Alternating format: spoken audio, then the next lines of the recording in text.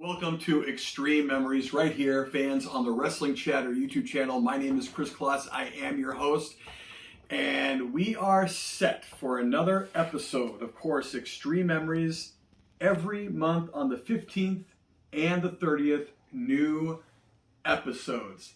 Now, we go way back in time. We're talking to the infancy, the startup of XPW back in 1999. And our guest, the legendary Pitbull #1 of the iconic Pitbulls tag team, Gary Wolfe. And right now we want to pay tribute, of course, to Pitbull #2, the fallen Pitbull. We lost him years ago, back in 2003. So we can't do this interview, of course, without talking about Pitbull #2. Now, Gary Wolfe, of course, man, this guy has an extensive career, an extensive history in professional wrestling. We're talking all the way back to the 80s, going against teams like the British Bulldogs, the Rougeau brothers. We talk a little bit about that. Of course, into the 90s, the early days of ECW, when it went amongst all its different names, and going into XPW, to Japan, you name it. Now, Gary Wolfe talks a lot about his involvement in XPW and how he was one of those guys that helped put XPW on the map. He was already established at that time, like Big Dick Dudley, like Shane Douglas, etc., helping to mold XPW and to get XPW to that level where it could start making stars on its own. Crazy stuff, folks. Wrestling, the world was different back in the late 90s, early 2000s. Gary Wolfe tells us some wild stories involving XPW Extreme Associates, to where it links up to a visit to the Playboy Mansion. I mean, these were different. These were wild times, extreme memories indeed. Once again, my name is Kris Kloss. This is Xtreme Memories, exclusively on the Wrestling Chatter YouTube channel. If you haven't done so, like, comment, share, and subscribe to the Wrestling Chatter YouTube channel. The more great fans we have, the more great content we can bring to you. We hope you enjoyed this episode of Xtreme Memories.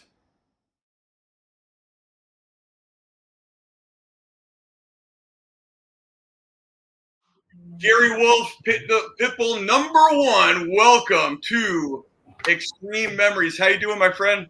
Awesome. Pretty good, man. All right, man. Good to have you on the show. So let me ask you this. Of course, Pitbull's #1, the late great. We can't start this off before we talk about Pitbull #2. The late great, passed away back in 2003. Pitbull #2, Anthony D, and shout out to him and his family. Can't believe it's been that long, but anyway, glad to have you, Gary. And man, I remember you guys back in the XPW days, Extreme Pro Wrestling, and it was a league that was kind of had a lot of promise, a lot of potential in the beginning, and you guys were an integral part of that because you guys already had some name status, and it was a big deal back then to have you in the company launching back when it did, in a very exciting time and era in pro wrestling, late 90s and all that. When did you first hear, Gary, about XPW? Do you remember?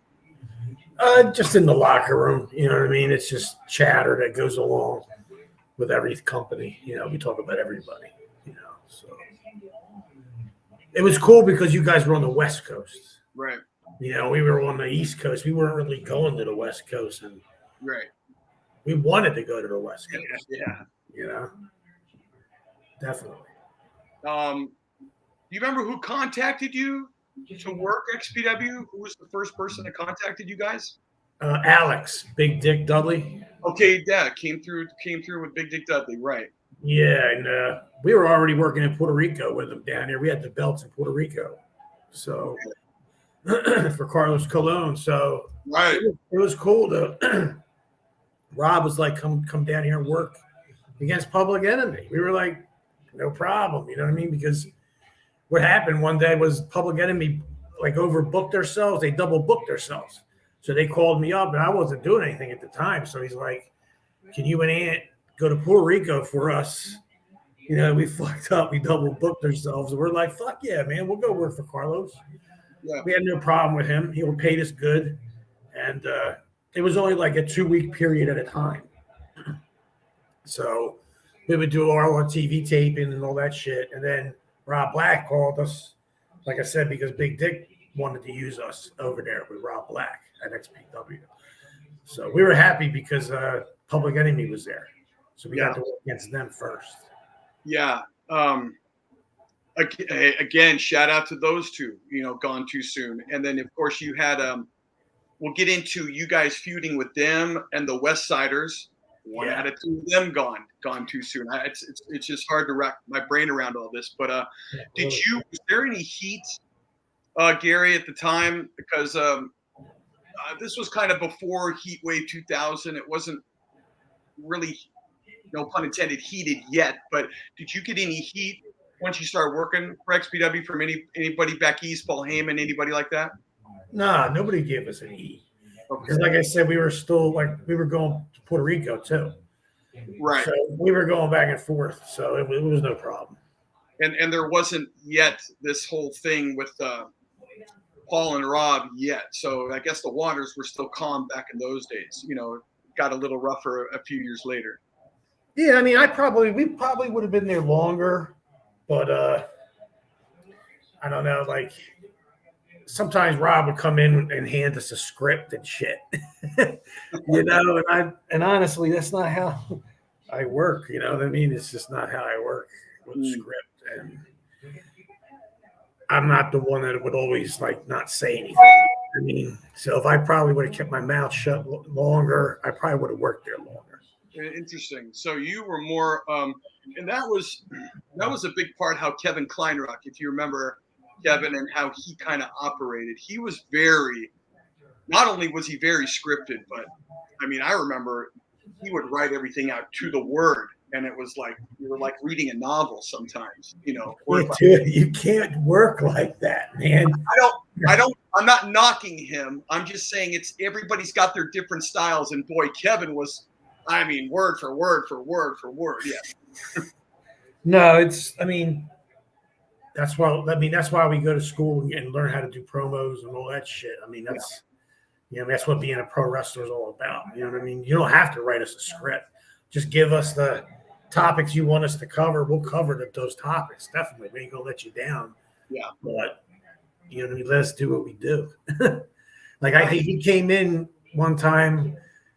We were doing a steel cage match against that tag team you were talking about. Westsiders. Yeah. Westsiders. Yeah.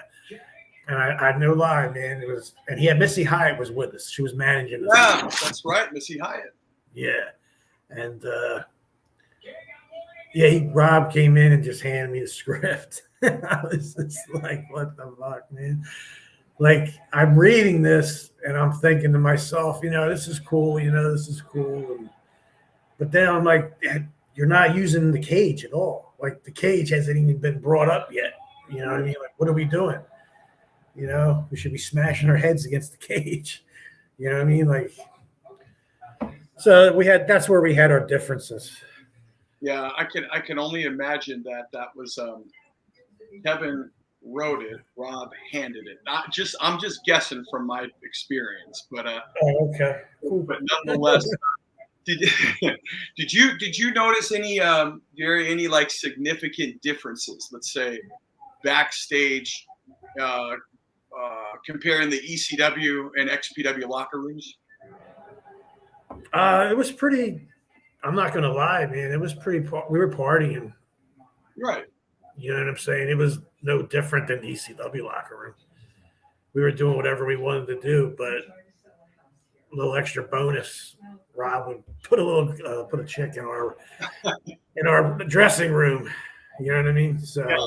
So this was, I mean, man, it's kind of ironic because like you guys, like you said, you wanted to go to the West Coast and then it was like, you're right. It was kind of like, it felt like rock stars, you know, in the back. And then you had this adult film company funding everything.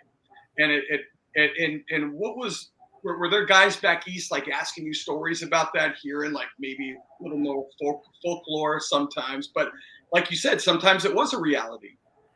Oh, dude, we had some good times there. I remember we were there. I'll give you one example, which it was going to be a bad day, but it turned out to be a great day. We were there for Halloween. Right. One of the shows got canceled on Halloween. So we were just sitting in a hotel room and we were pissed off because we could be making money somewhere else. Yeah. We were sitting in a fucking hotel, like twiddling our fucking thumbs. I was pissed off. So the girls came over, a bunch of the girls that were working for XPW came over to the hotel and asked us if we wanted to go to parties with them. So I was like, no. So Anthony went. So 2 hours later, man, I hear a knocking on my door, and the girls were back, and they already had to put him in the hotel room because he was fucking whacked, wasted. Like if he was out, they had to put him in bed. And they turned around and said, "Do you want to go out? We're going to 2 more parties." And I'm like, I don't know, man. I'm so pissed off. She's like, well, we're going to this house, and then we're going to the Playboy Mansion. I was like, what? Said, we're going to Playboy Mansion. I said, okay, give me like fucking 2 minutes. So I put my leather vest on and just got in costume and put my spike collar on. I said, I'm going to go to the Playboy Mansion. I'm going to fucking Playboy Mansion. Wow. We stopped at this one mansion. This one guy had a house. It was fucking unbelievable. Like sushi, like all over the place. It was excellent. And then we went to the Playboy Mansion, which was fucking awesome party, bro. If I was ever I would have never been there. I would have never done that if I wasn't there that day. That's true. Or just, and then having those connections. It's amazing how like, Extreme Associates, say what you want. They were very controversial and they were kind of maybe looked at as lowbrow adult entertainment. But when you get back to the backstage politics, like in wrestling, it's a small world. Everybody's connected somehow. Just like on TV, that's WWE, but that's ECW and XPW. Those are worlds apart. Everybody kind of knows everybody behind the scenes, and no different with the adult world. There was a connection from Rob and all that to you have in the Playboy Mansion. So it's interesting to see these connections that we can maybe relate. That we worked in the business of pro wrestling. That's connected. Oh yeah, it was. Every time I was on the West Coast, we would end up doing something or running into somebody, and then next thing you know, we're at the MTV Music Awards party. You know what I mean? After party. We're like, no fucking way. You know what I mean? So did you ever, Gary, with all those experiences and coming out, did you ever like this? Did this appeal to you? Did you want to maybe move out here at one point? It was too busy for me, man. Busy? I mean, yeah, and I mean, I liked Venice Beach, like back in the day. Yeah. Like on my way to Japan, we'd always stop in California. We had a layover going to Japan. I'd always jump in a car and blast to Venice Beach. Not too far from LAX. Yeah, that makes sense. Yeah. Hang out, work out. The girl has a hemp store right on the walkway. She make the hemp clothes and stuff. And she lived upstairs right there, and she liked me and Anthony. And they always let us take showers and get cleaned up, so then we get back to the airport and we get the fuck out of there. You know what I mean? Wow.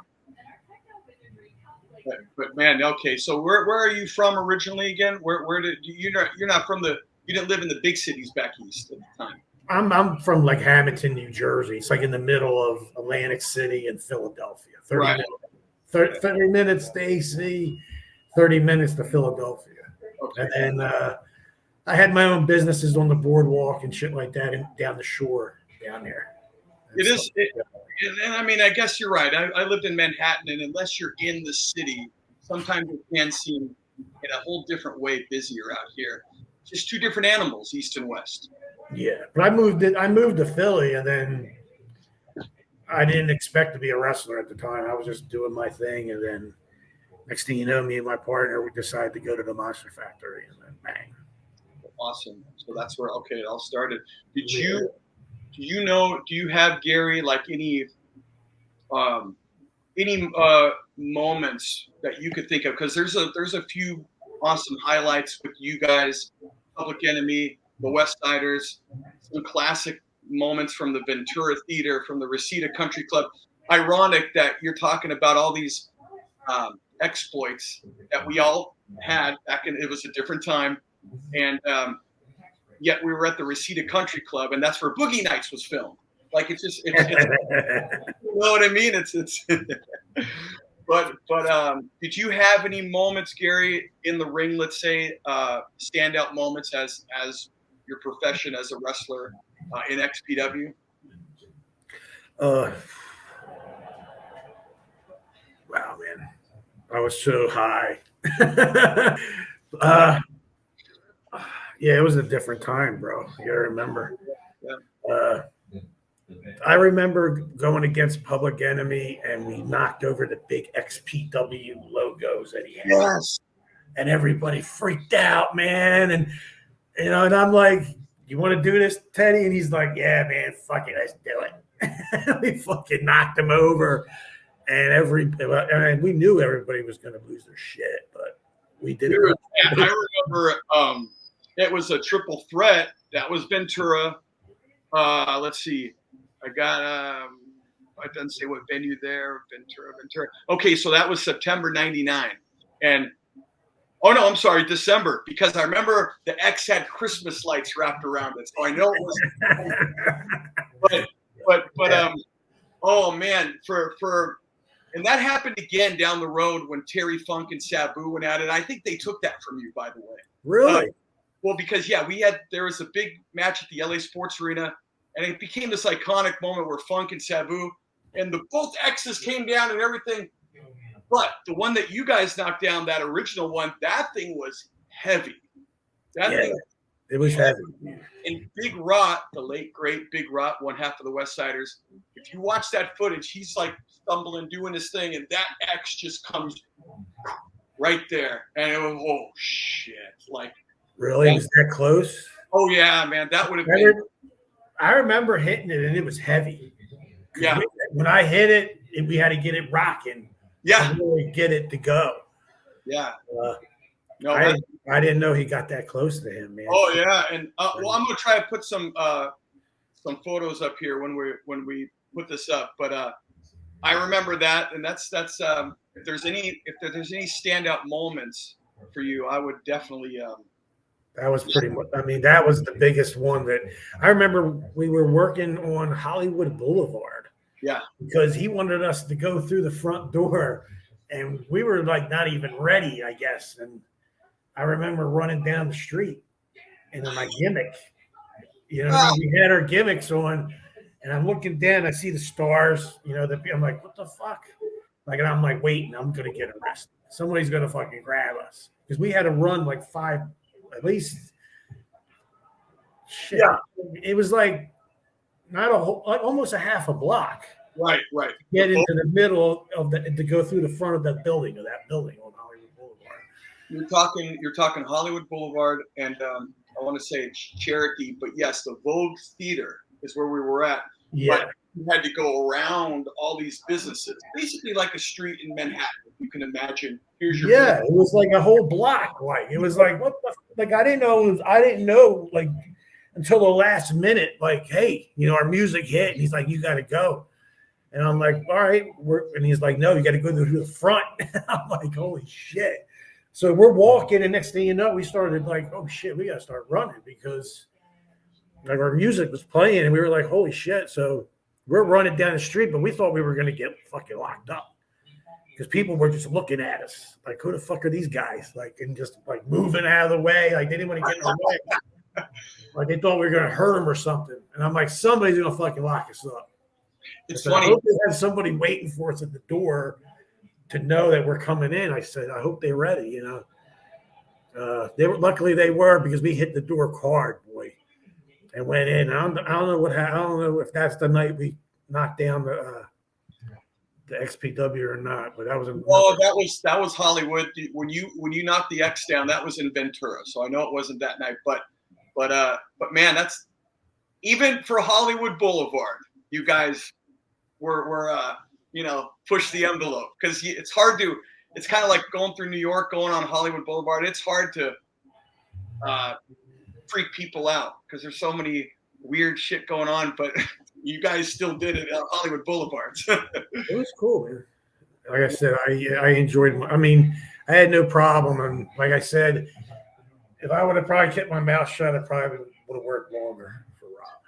Well, it was interesting. So you guys now, before we get to that, your departure, can you share kind of your thoughts working with the Westsiders a little bit, Big Rot and Chronic?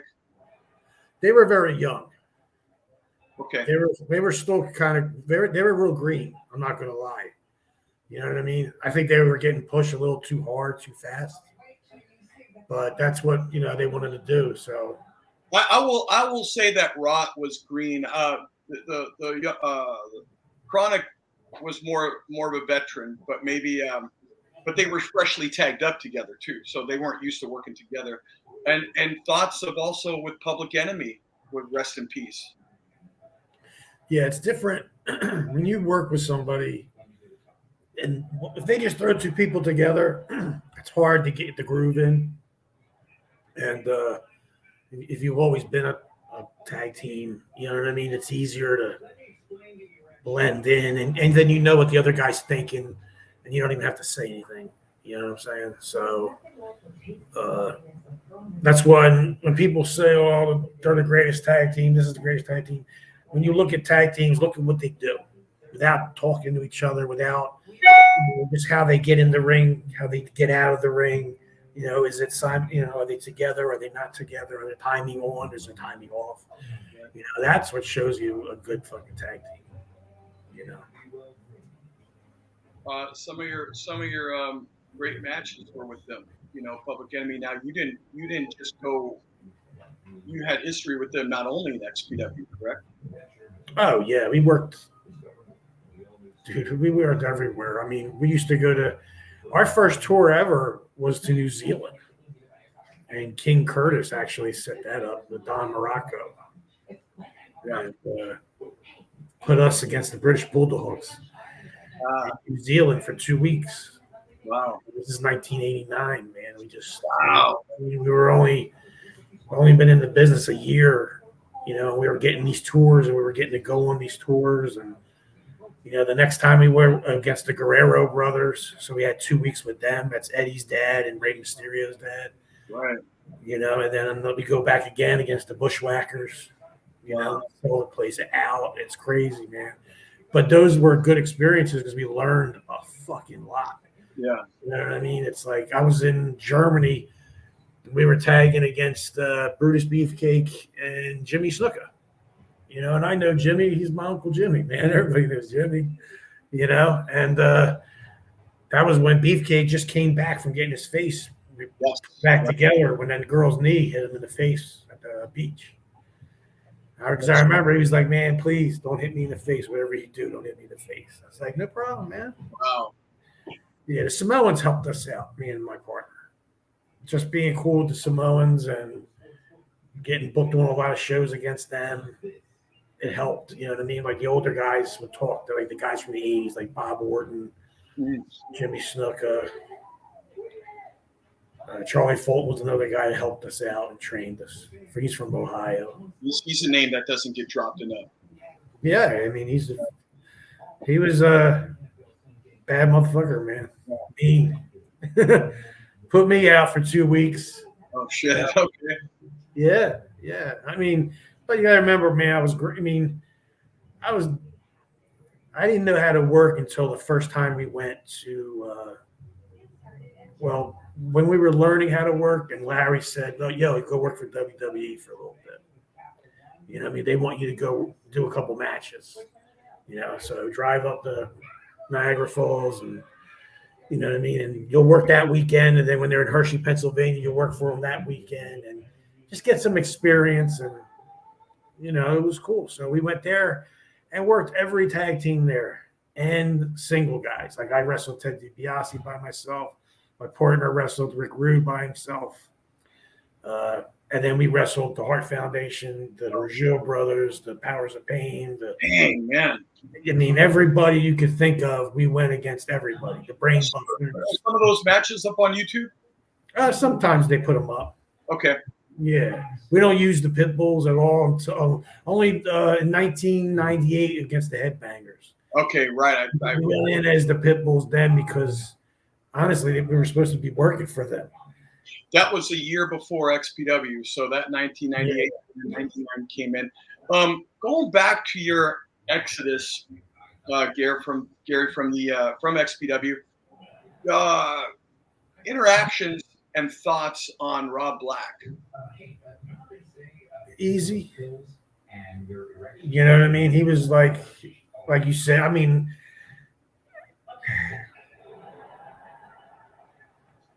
he followed a lot of the angles that we were doing in ECW, kind of.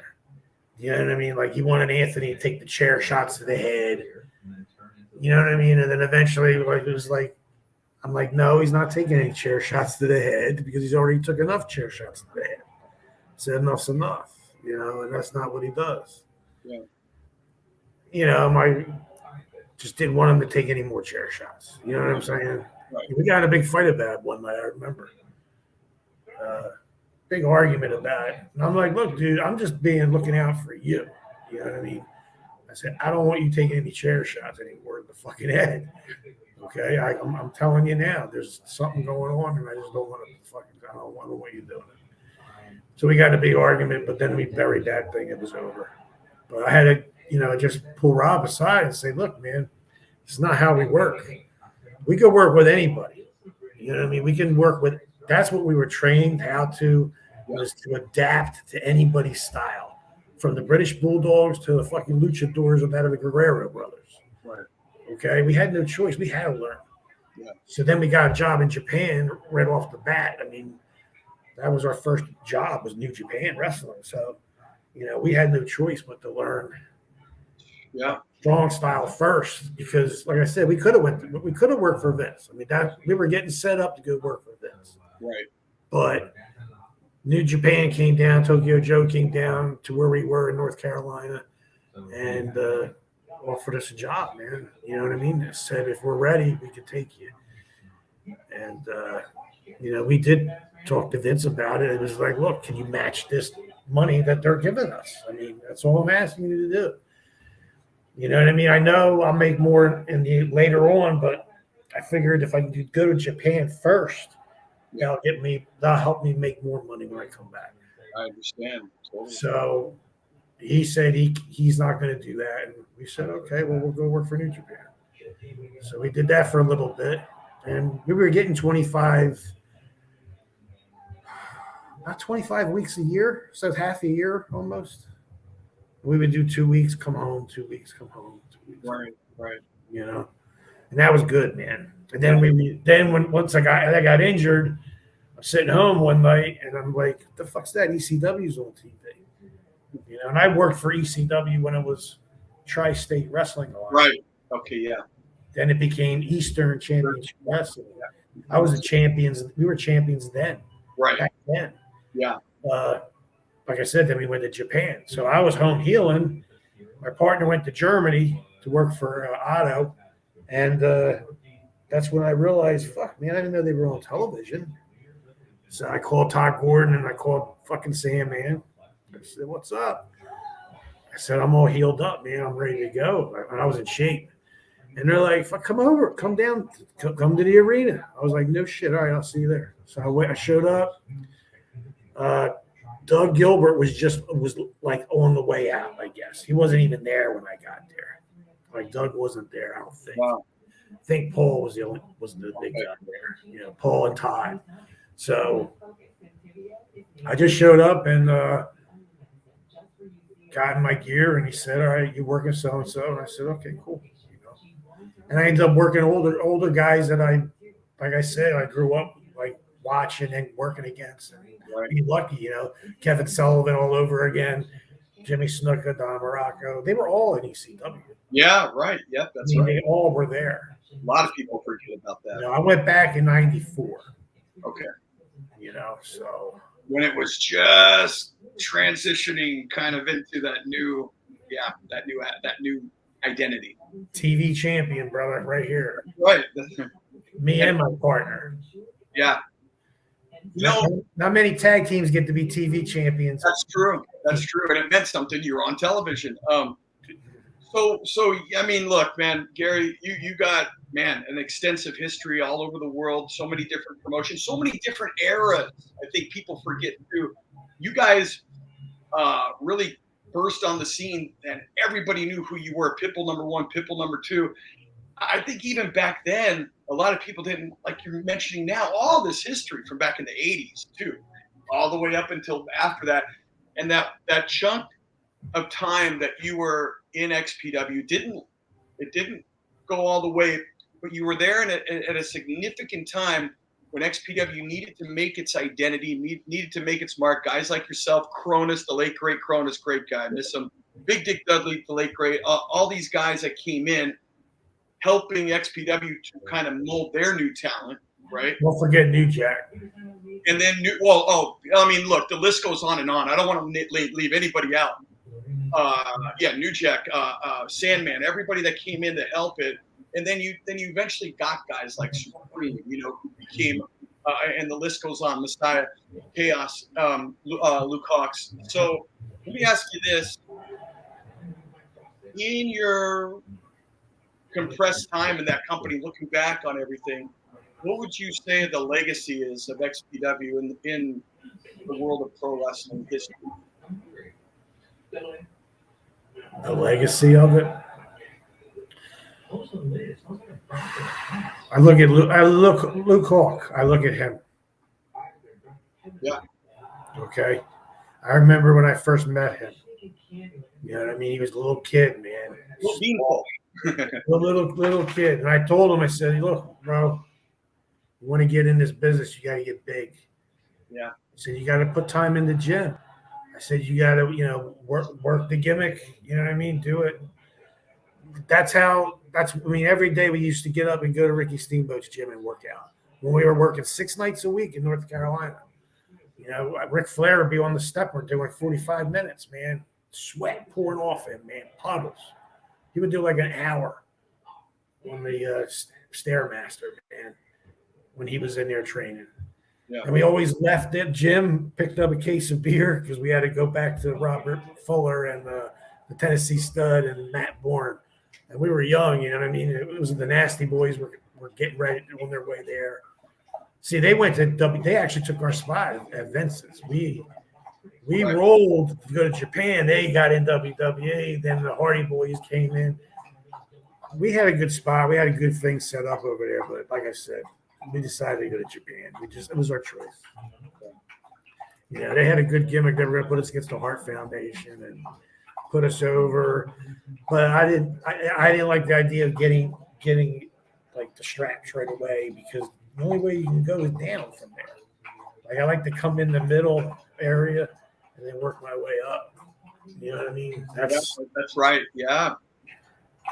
And you grab the fan that way, because they're now they went on that journey with you. So they're, you know what I mean? Yeah, as they built that. If you watch that match, me and Anthony, the Pitbulls versus Raven and Stevie Richards, double dog collar, best out of 3. That was fucking crazy, that match, bro. That was insane. That broke all records, man. It's a shame we didn't do more of that in XPW. You know what I mean? But sometimes it seems like the locker room was a little. They should have been more looser. You know what I'm saying? Yeah. You know what I mean? No, I hear you. Yeah, and that was the. I think the youth of even the guys booking and all that. Everybody was kind of new and finding their way, even backstage in many respects. But then guys like Kevin went on to do great things. MTV, doing the stuff with Mass Republic now, But how is he doing? Like, did he draw his first show? oh, I have to ask Dorco dude himself and see what he says. So he's gonna love that. But you know, I remember one little segment. It was in Ventura, the first show, and we had a house, and we put all the fans on one side, and it was empty on the hard cam side.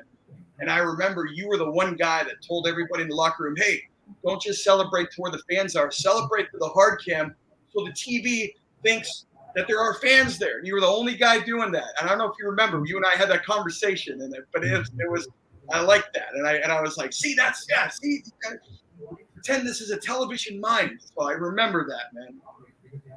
Good. That means we were on the same page then. That's right, man. Well, yeah.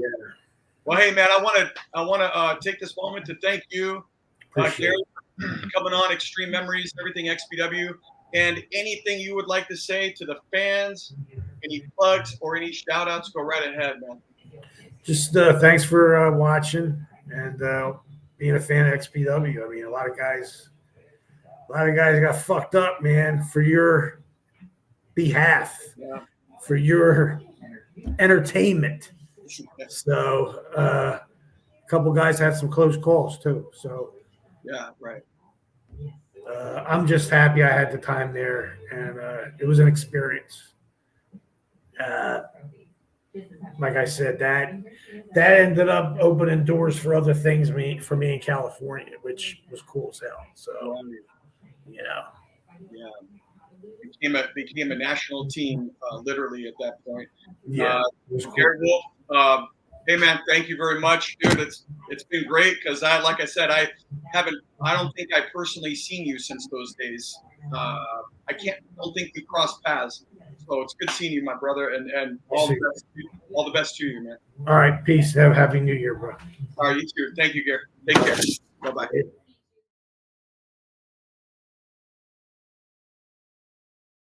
Thank you for watching Xtreme Memories, hosted by Kris Kloss. He's dropping new episodes every month on the 15th and 30th. You can be the first to tune in by subscribing to the Wrestling Chatter channel right here on YouTube. See you next time.